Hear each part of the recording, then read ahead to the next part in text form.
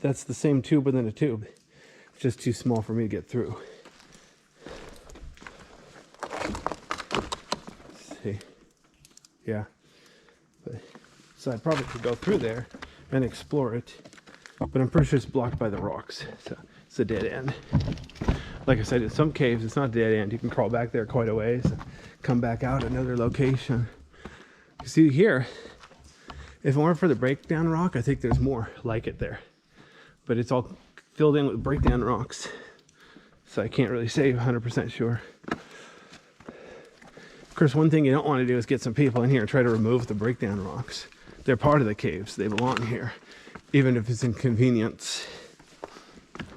Basically, you've turned it into a artificial highway tunnel at that point. Who'd want to explore a highway tunnel besides me? In the Columbia Gorge, they do have a historic highway tunnel open to the public. I think it's right next to the Multnomah Falls. It's where the highway used to go through a tunnel.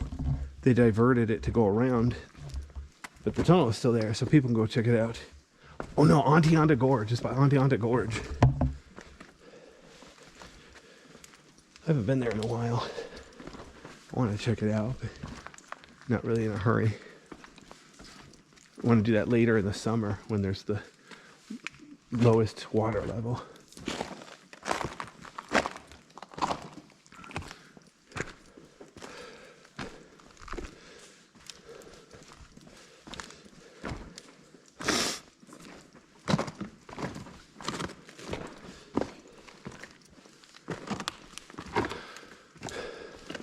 Trying to see how fast I can get out of here.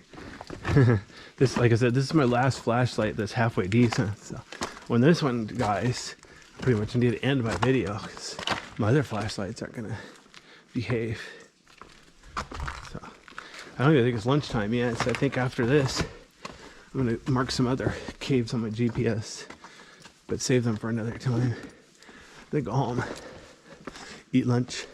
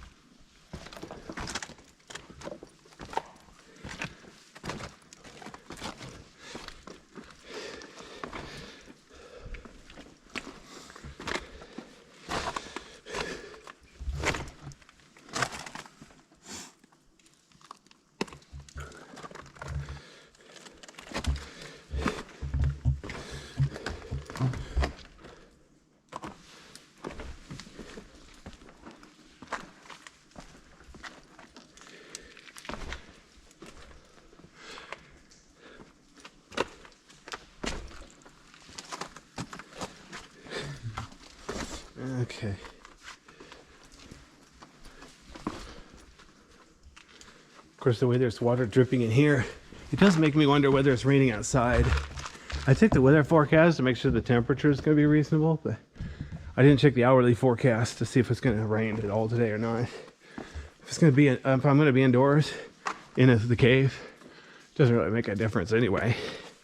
In fact, even if it's pouring down rain outside, I could come down here. The only thing is, once it starts snowing, the entrance is too dangerous to get in and out. So yeah, I'm not going to come here when there's snow and ice at the entrance. Get myself stuck down here. Smaller, easier caves, I have been in when there's snow and ice outside, as long as the entrance is reasonable. Just gotta pay attention, use your brain. Know your limits, stay well within them, even if there is something pretty.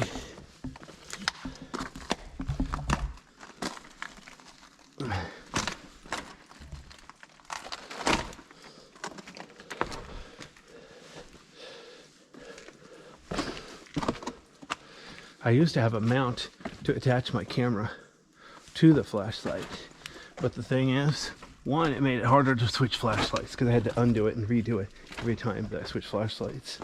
And two, it was less than ergonomic because instead of being able to hold it flat, it wanted to hold it at a weird angle. It's kind of hard on my wrist.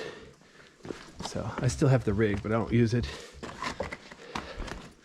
Just because something seems like an ingenious idea on paper doesn't mean it works in real life. So I'm usually willing to try it. Like I had a rig to put a bunch of lights and cameras in one tripod. But the thing is, it was flimsy. It wouldn't hold still. So instead of hold it, it would shake, which defeats the purpose of using a tripod. So yeah, I stopped using it. Well, I didn't really even start. I hooked it up, tested it, and it sucked. So, yeah. Seemed like a good idea at the time.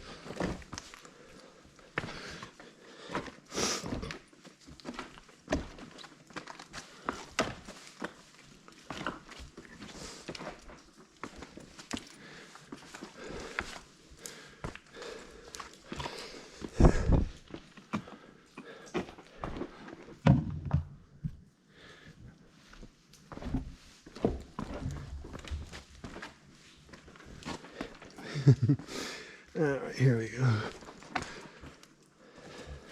I don't know if you could tell, but I'm going at uneven pace instead of going exact number of steps per minute. You know, I'm basically hopping from rock to rock. So if the rocks are far apart, I kind of have to jump. If the rocks are close together, taking baby steps. If I don't see an easy way, I have to stop and look around. So it's not going to be the smoothest motion video.